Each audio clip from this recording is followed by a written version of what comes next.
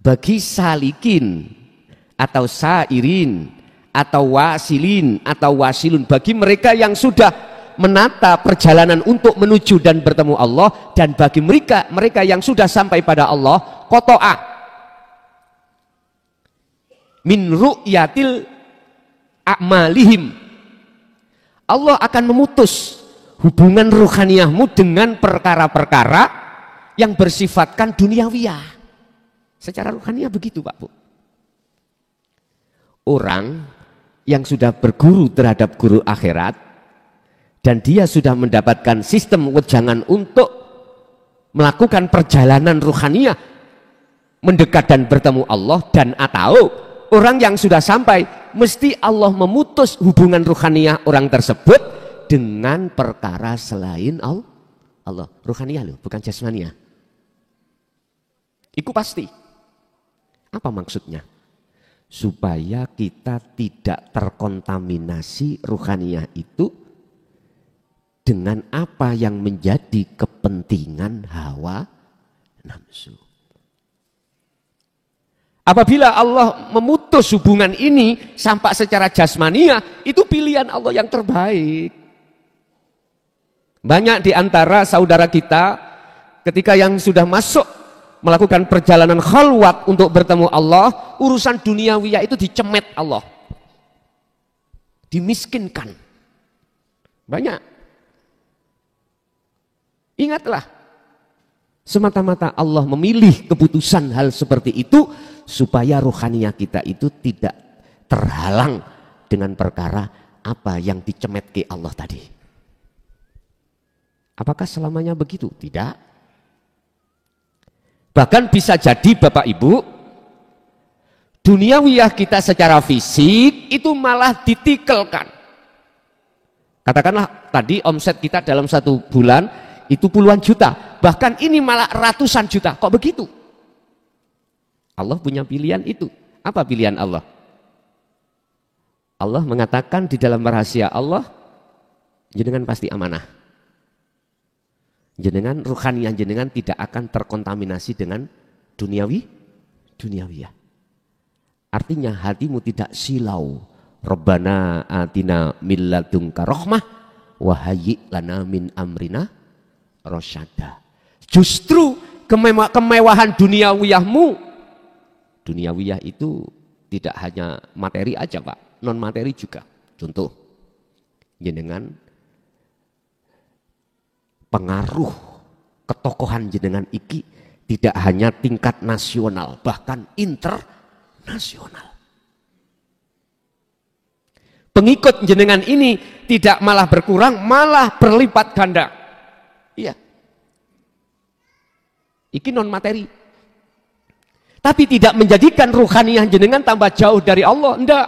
Karena apa? Karena ruhaniyah jenengan itu menjadikan materi atau non materi duniawiyah itu sebagai thariqah, sebagai jalan. Anda selalu bertemu Allah. Bisanya liqah bertemu Allah tidak bisa lepas Pak dari tauhid la ilaha illa anta wa ana. Artinya tidak bisa lepas ruhaniyahmu dari sistem zikir sirul asrar dan fana'u zikir, atau zikir hakiki ya, dengan fana'u zikri. Tidak bisa, nggak bisa lepas dari itu. Nah, itu sudah pilihan Allah. Lah tadi yang pertama, yang duniawiyah kita dihabiskan Allah, dilibas oleh Allah, iku monggo Allah duwe maksud sayang terhadap dirimu, ruhaniyah maksudnya.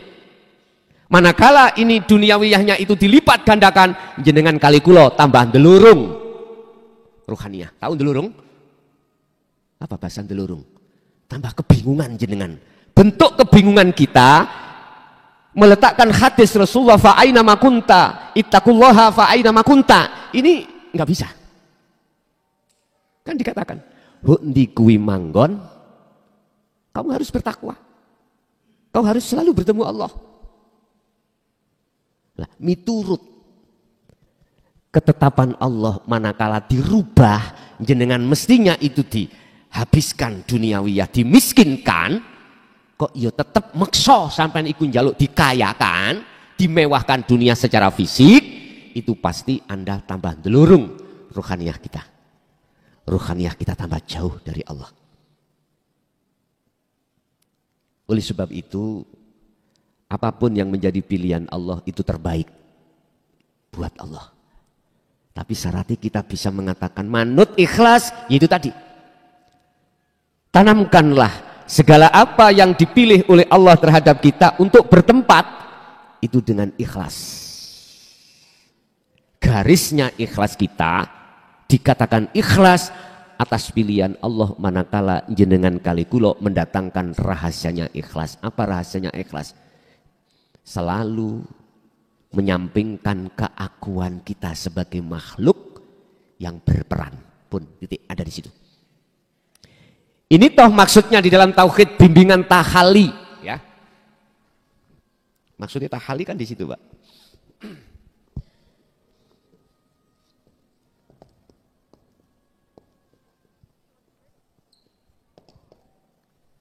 Tahalli, tajalli kan di sini. Awalnya kita kan takholli. Takholli kita sifat basariyah mendominasi terus. Sopo kang sing ngaji? Aku. Mukhlason.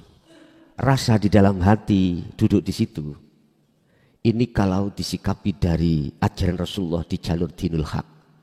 Ya. Ya bunaya la tusrik billah. Inna syirka la zulmun adzim. Surat Luqman, surat yang ke-31, ayat 13. Anak putuku, kata Luqman, anak putuku, jangan ada di dalam hatimu syirik. Bukti di dalam takhalli, dalam hatiku, merasa keakuanku, apa muncul ilmu dari diri saya, maka ini saya syirik. Secara khaufi syirik saya. Manakala nataiju su'ul amal, su'ul ahwal itu akan menunjukkan jadinya di lapangan itu ya su'ul amal. Kalau sumbernya seperti itu, apa yang muncul dalam diri saya keakuanku makhluk sekalipun ini tentang bahasan ilmu hakikat nggak baik buat jenengan. Nggak akan manfaat. Mesti saya akan mengajarkan condong hatimu untuk memuliakan, mengabdi, memuja terhadap makhluk. Itu pasti, Pak. Itu pasti. Nek sumber iku banyu bersih. Akhirnya di lapangan jadi bersih banyu.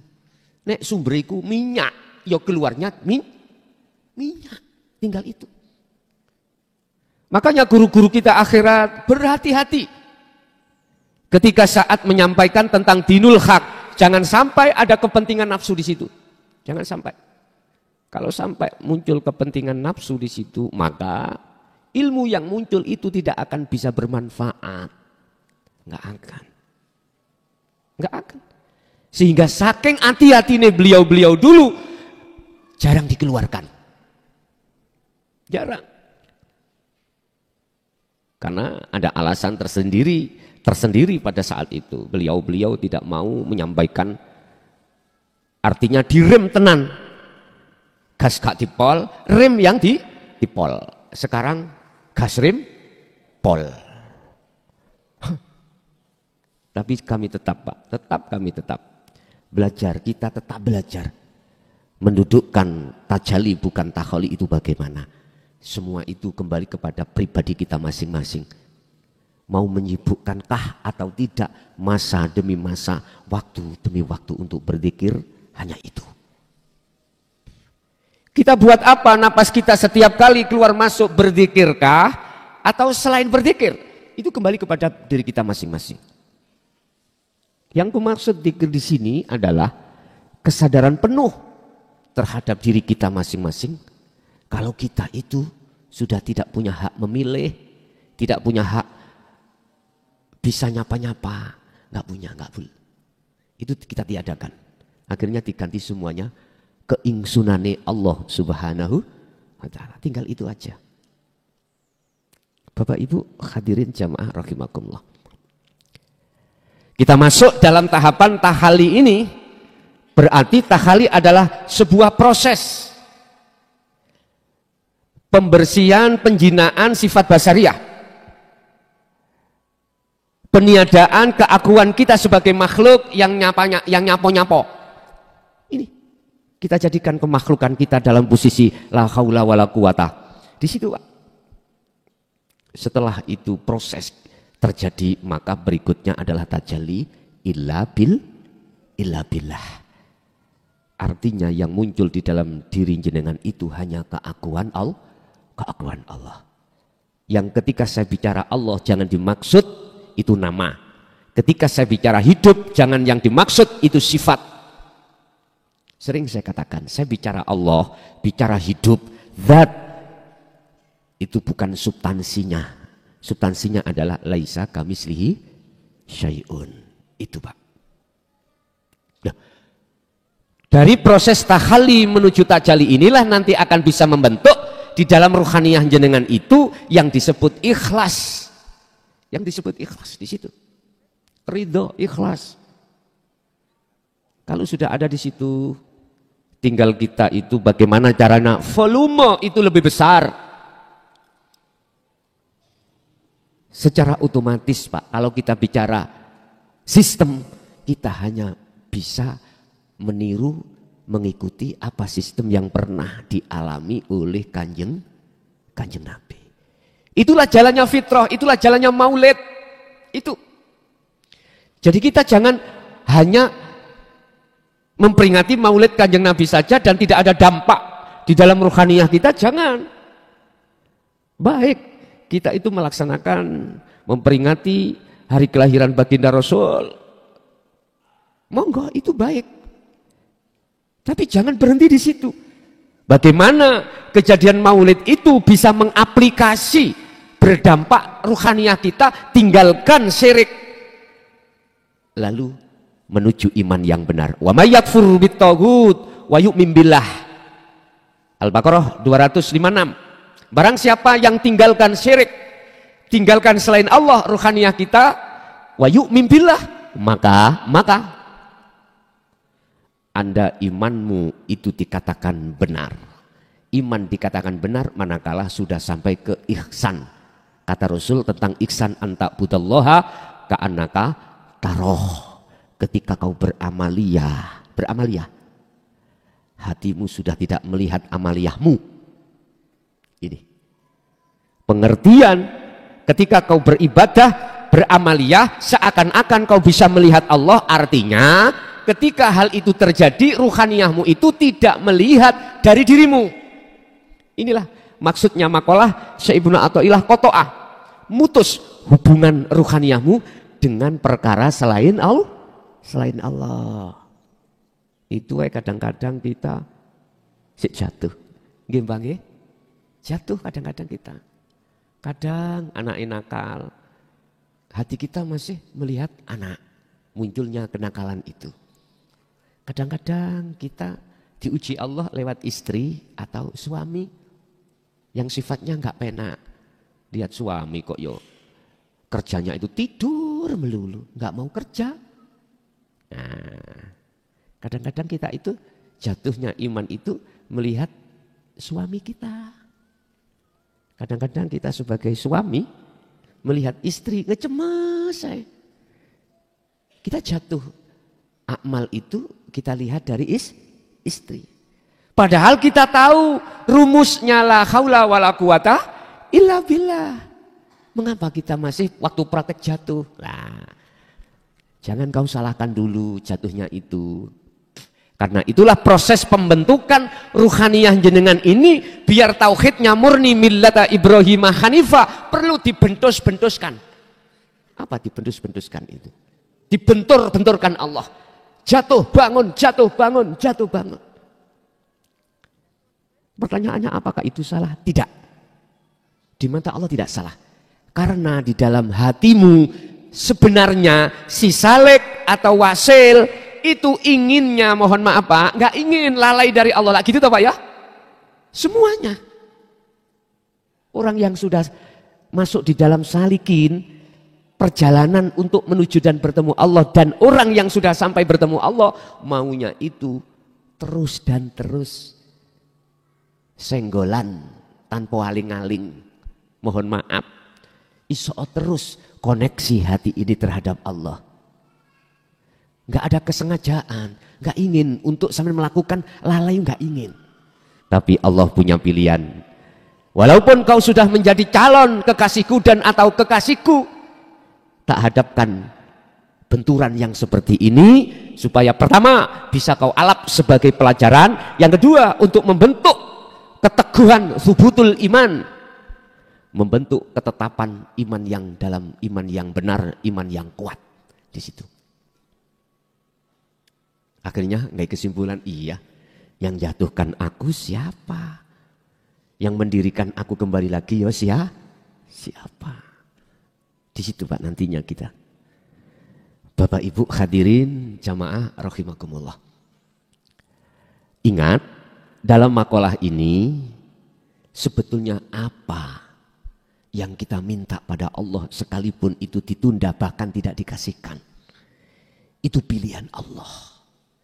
Jikalau betul-betul tidak diberikan, kita berhusnudzon bila mana diberikan akan bahaya terhadap kelangsungan proses perjalanan tahali menuju tajali kita pada Allah. Kita harus bersikap seperti itu. Dan manakala apa yang kita minta pada Allah yang bersifatkan urusan kemewahan duniawiyah, urusan jasmania, itu kok diberikan Allah baik materi maupun non materi, itu kita beranggapan tetap ngadong datang Gusti Allah, tetap di situ condong pada Allah, bahwasanya apa yang dihadapkan semewah apapun duniawiyah, non fisik maupun fisik, semata-mata kau jadikan sebagai torikoh jalanmu selalu bertemu Allah. Tandanya bagaimana? Tandanya gini Pak, umpomo jenengan iki dikasih Allah materi, apakah urusan dengan minan nisa garwa wal banin putra kona tirid dunya brono sandang pangan papan, ya, jenengan iki tandanya kalau itu jenengan jadikan sebagai lintasan atau jalan bertemu Allah, Anda iki gak ngaku-ngaku yen kuwi kabeh wek panjenengan, itu semua bukan milik kita. Paham nggih? Yang kedua, manakala suatu saat diambil Allah dengan cara Allah sendiri. Allah pakai cara bagaimana? Ada orang mendatangi jenengan, entah utang, entah itu njaluk bantuan. Di dalam hati sampean rasa eman nggak ada. Nggak ada. Nggak ada. Lebih-lebih alasan dibuat untuk mensyiarkan keimanan sampean. Apa mensyiarkan keimanan sampean? Tentang masalah fasilitas dalam hal pengajian.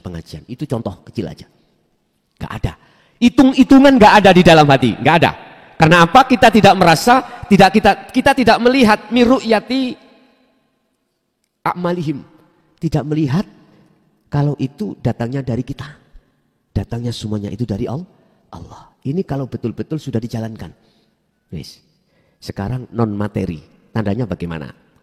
Misalkan kita ditakdirkan Allah jabatan duniawiyah, entah jadi ketua RT, entah jadi ketua RW, kasun atau kadus, kepala desa atau camat atau bupati atau gubernur atau menteri, bahkan presiden. Tandanya apa yang Anda lakukan, ya, yang berkenaan dengan kebijakan di situ, Anda tidak akan pernah melihat dari Anda, tetapi semata-mata datangnya dari Allah. Dengan begitulah Pak, Anda tidak akan silau. Gampangannya tidak kemulusan. Ngerti kemulusan ya?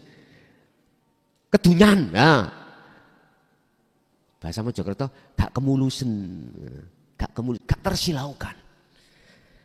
Gak mudah terkontaminasi dengan hayawat dunia, tidak akan. Karena mencorong cahaya makrifat hatimu pada Allah di situ. Sehingga cahaya matahari sebesar apapun itu akan kalah manakala cahaya makrifat sebiji sawi ditaruh di dunia. Iya Pak. Wis katakanlah cahaya matahari itu mataharinya diturunkan sampai 5 meter dari kita. Kan pau wadang Pak ya. Tapi masih padang bercahaya dengan cahaya makrifat walaupun cahaya makrifat itu 1 menir. Ya. 1 biji sawi ditaruh di dunia, langsung cahaya matahari seketika itu surup alias redup. Sebab kalah bercahaya. Makanya mengapa Allah Ibnu Athaillah berani memberikan makalah qata'a, mutus hubungan ruhaniyahmu itu dengan urusan dunia. Diputus. Sehingga ketika putus Anda itu tidak mudah untuk melihat kalau itu perilaku kita. Yang ada terjadi semua perilakunya Allah dalam segi apapun. Dalam segi apapun. Bapak Ibu, berarti kuncinya semuanya adalah ikhlas. Muara ikhlas terbentuk dari sirul asrar. Baru bisa. Sebab sirul asrar itu akan membentuk ruhaniyah jenengan itu tinggalkan syirik, iman selain Allah, kemudian menanamkan, menegakkan iman hanya Allah Subhanahu wa taala di seluruh aspek apapun. Sampak-sampak tadi Imron berkata, anak putuku, jangan pernah di dalam hatimu ada syirik. Sebab jikalau ada inna syirka ikula dzulmun adzim. Akan menjadi gelapnya hatimu pada Allah. Ini. Siapa yang imannya itu masih selain Allah, berarti belum ihsan, maka akan gelaplah terhadap Allah. Sebaliknya, siapa yang imannya itu sudah bebas dari selain Allah, artinya hanya iman pada Allah, maka teranglah, nyatalah Allah di dalam dirimu. Kuncinya ada di situ. Qur'annya bisa dibuka di dalam surah Al-Baqarah 257. Siapa yang hatinya condong pada Allah, imannya pada Allah, maka akan terang benderang. Siapa yang hatinya condong imannya selain Allah, maka yang terjadi adalah kegelapan. Al-Baqarah 257. Oleh sebab itu, lewat majelis yang mubarakah ini sekaligus kita memperingati hari kelahiran Rasul. Kita jadikan momen ini bagaimana ruhaniyah kita itu tinggalkan selain Allah dan menuju Allah. Itulah hakikatnya maulid. Kullu mauludin yuladu alal fitrah. Sehingga mengapa yang kita peringati itu hari kelahiran Rasulullah, bukan kematian Rasulullah. Dan kalau kita mengholi niku kan kematian nggih Pak nggih. Kematian. Ada apa? Maksud daripada itu ternyata itu adalah seruan terhadap kita sebagai umat baginda. Fitrahkanlah hatimu. Setelah berpuluhan tahun hatimu campur dengan kemusyrikan. Itu loh maksudnya.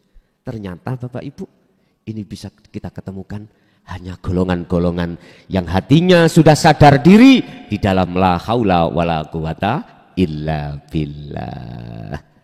Oke Bapak Ibu, itu apa yang bisa kami sampaikan sebagai kesimpulan. Apapun yang kau pinta diijabahi dan tidak oleh Allah, tetap Anda harus berhusnudzon pada Allah. Jikalau itu tidak dikasihkan, berarti maksudnya jikalau dikasihkan sekarang, itu akan menjadikan tidak baik dalam hati jenengan. Proses perjalanan ruhaniyah jenengan.